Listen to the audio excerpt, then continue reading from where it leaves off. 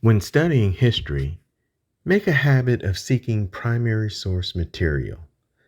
Primary sources refer to first person accounts, original documents, physical artifacts, and face to face communication with persons who possessed expert knowledge on a subject during that era.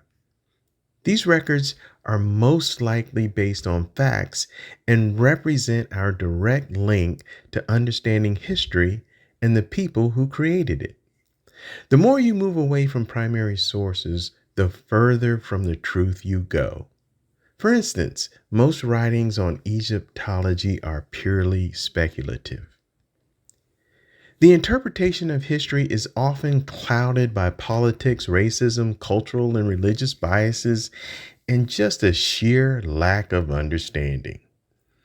Keep in mind that modern researchers are attempting to explain foreign cultures, religious beliefs, and historical events that occurred thousands of years ago. Unveiling the facts is difficult at best, even for the early Greeks who attempted to understand Egyptian culture.